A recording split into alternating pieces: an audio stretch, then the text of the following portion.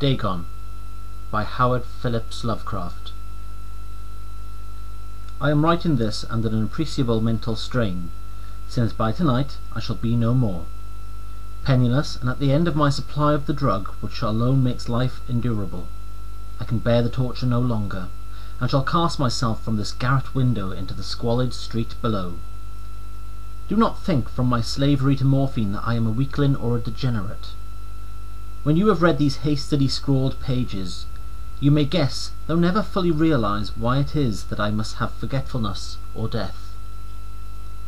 It was in one of the most open and least frequented parts of the broad Pacific that the packet of which I was supercargo fell a victim to the German sea raider. The Great War was then at its very beginning, and the ocean forces of the Hun had not completely sunk to their later degradation, so that our vessel was made a legitimate prize, while we, of her crew, were treated with all the fairness and consideration due us as naval prisoners. So liberal, indeed, was the discipline of our captors, that 5 days after we were taken, I managed to escape alone in a small boat with water and provisions for a good length of time.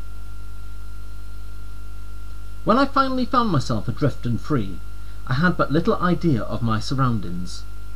Never a competent navigator, I could only guess vaguely by the sun and stars that I was somewhat south of the equator. Of the longitude I knew nothing, and no island or coastline was in sight. The weather kept fair, and for unaccounted days I drifted aimlessly beneath the scorching sun, waiting either for some passing ship, or to be cast on the shores of some habitable land. But neither ship nor land appeared, and I began to despair in my solitude upon the heaving vastness of unbroken blue.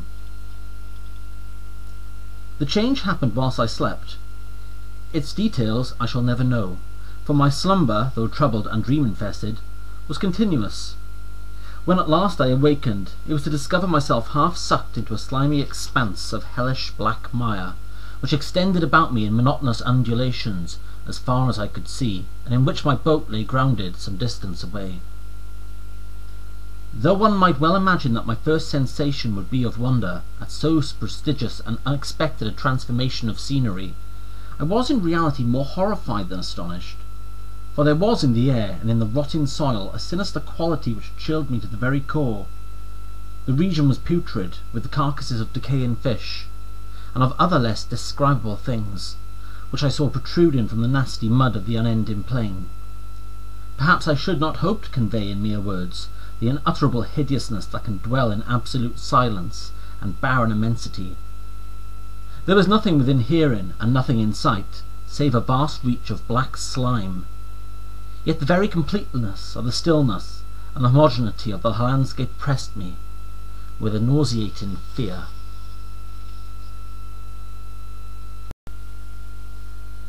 The sun was blazing down from a sky which seemed to be almost black in its cloudless cruelty, as though reflecting the inky marsh beneath my feet. As I crawled into the stranded boat, I realized that only one theory could explain my position. Through some unprecedented volcanic upheaval, a portion of the ocean floor must have been thrown to the surface, exposing regions which for innumerable millions of years had lain hidden under unfathomable watery depths. So great was the extent of the new land which had risen beneath me that I could not detect the faintest noise of the surging ocean, strain my ears as I might, nor were there any sea-fowl to prey upon the dead things. For several hours I sat thinking or brooding in the boat, which lay upon its side, and afforded a slight shade as the sun moved across the heavens.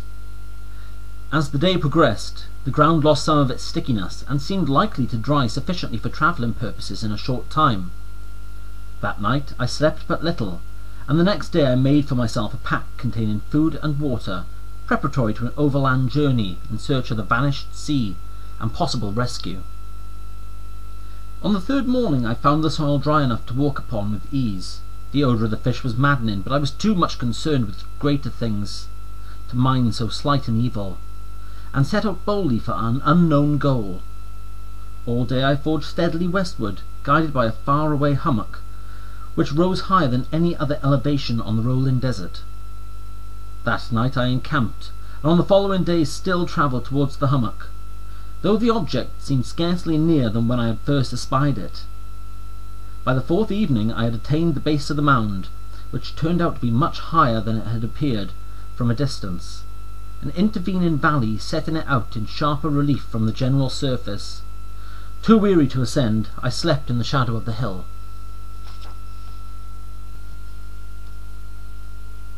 I know not what my dreams were so wild that night, but ere the waning and fantastically gibbous moon had risen far above the eastern plain, I was awake in a cold perspiration, determined to sleep no more. Such visions as I had experienced were too much for me to endure again, and in the glow of the moon I saw how unwise I had been to travel by day. Without the glare of the parching sun, my journey would have cost me less energy. Indeed, I now felt quite able to perform the ascent, which had deterred me at sunset. Picking up my pack, I started for the crest of the eminence. I have said that the unbroken monotony of the rolling plain was a source of vague horror to me, but I think my horror was greater when I gained the summit of the mound and looked down the other side into an immeasurable pit or canyon, whose black recesses the moon had not yet soared high enough to illumine. I felt myself on the edge of the world, peering over the rim into a fathomless chaos of eternal night. Through my terror ran curious reminiscences of Paradise Lost and Satan's hideous climb through the unfashioned realms of darkness. As the moon climbed higher in the sky, I began to see the slopes of the valley were not quite so perpendicular as I had imagined. Ledges and an outcropping of rock afforded fairly easy footholds for a descent, whilst after a drop of a few hundred feet the declivity became very ungradual. Urged on by an impulse which I cannot definitely analyse, I scrambled with difficulty down the rocks and stood on the gentler slopes beneath, gazing into the Stygian deeps, where no light had yet penetrated. All at once my attention was captured by a vast and singular object on the opposite slope, which rose steeply about 100 yards ahead of me, an object that gleamed whitely in the newly bestowed rays of the ascending moon. That it was merely a gigantic piece of stone, I soon assured myself, but I was conscious of a distinct impression that its contour and position were not altogether the work of nature. A closer scrutiny filled me with sensations I cannot express, for despite its enormous magnitude and its position in an abyss which had yawned at the bottom of the sea since the world was young, I perceived beyond a doubt that the strange object was a well-shaped monolith, whose massive bulk had known the workmanship and perhaps the worship of living and thinking creatures.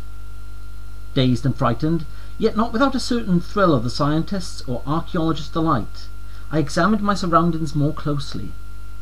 The moon, now near the zenith, shone weirdly and vividly above the towering steeps that hemmed in the chasm, and revealed the fact that a far-flung body of water flowed at the bottom, winding out of sight in both directions and almost lapping at my feet. As I stood on the slope, and across the chasm the wavelets washed the base of the cyclopean monolith, on whose surface I could now trace both inscriptions and crude sculptures. The writing was in a system of hieroglyphics unknown to me, and unlike anything I had ever seen in books, consisting of the most part of conventionalized aquatic symbols such as fishes, eels, octopi, crustaceans, mollusks, whales, and the like. Several characters obviously represented marine things which are unknown to the modern world, but whose decomposing forms I had observed on the ocean-risen plain.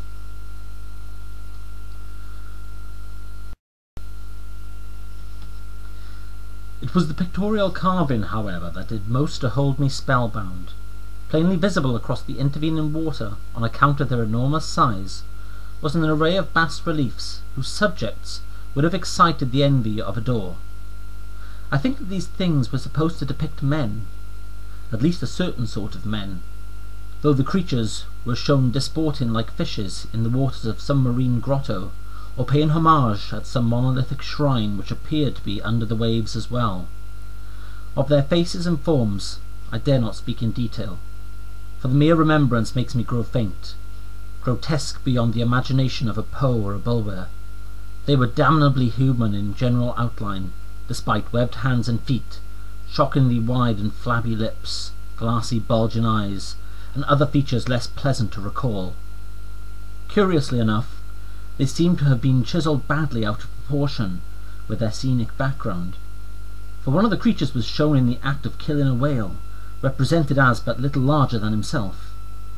I remarked, as I say, their grotesqueness and strange size, but in a moment decided that they were merely the imaginary gods of some primitive fishing or seafaring tribe, some tribe whose last descendant had perished eras before the ancestors of the Piltdown or Neanderthal man were born.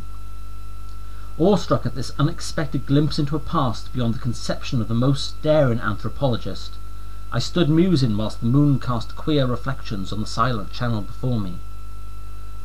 Then, suddenly I saw it. Only a slight churning to mark its rise to the surface.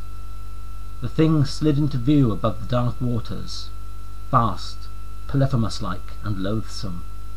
It darted like a stupendous monster of nightmares to the monolith, about which it flung its gigantic scaly arms, the while it bowed its hideous head and gave vent to a certain measured sounds. At that moment, I think I went mad then. Of my frantic ascent of the slope and cliff, and of my delirious journey back to the stranded boat, I remember little. I believe I sang a great deal, and laughed oddly when I was unable to sing. I have indistinct recollections of a great storm some time after I reached the boat, at any rate. I know that I heard peals of thunder and other tones which nature utters only in her wildest moods. When I came out of the shadows, I was in a San Francisco hospital, brought hither by the captain of the American ship which had picked up my boat in mid-ocean. In my delirium I had said much, but found that my words had been given scant attention. Of any land upheaval in the Pacific my rescuers knew nothing, nor did I deem it necessary to insist upon a thing which I knew they could not believe. Once I sought out a celebrated ethnologist, and amused him with peculiar questions regarding the ancient Philistine legend of Dagon, the fish god. But soon perceiving that he was hopelessly conventional, I did not press my inquiries. It is at night, especially when the moon is gibbous and waning, that I see the thing. I tried morphine, but the drug has given only transient surcease, and has drawn me into its clutches as a hopeless slave. So now I am to end it all, having written a full account for the information of the contemptuous amusement of my fellow man. Often I ask myself if it could not have all been a pure phantasm, a mere freak or fever, as I lay sun-stricken and raving in the open boat after my escape from the German man-of-war. This I ask myself, but ever does there come before me a hideously vivid vision in reply. I cannot think of the deep sea without shuddering as a nameless thing that may at this very moment be crawling and floundering on its slimy bed, worshipping their ancient stone idols, and carving their own detestable likeness on submarine obelisks of water-soaked granite. I dream of a day when they may rise above the billows to drag down in their reeking talons the remnants of puny war-exhausted mankind, of a day when land shall sink and the dark ocean floor shall ascend amidst universal pandemonium. The end is near. I hear a noise at the door, as of some immense slippery body lumbering against it. It shall not find me, it shall not find me. God, that hand. The window. Yes, the window.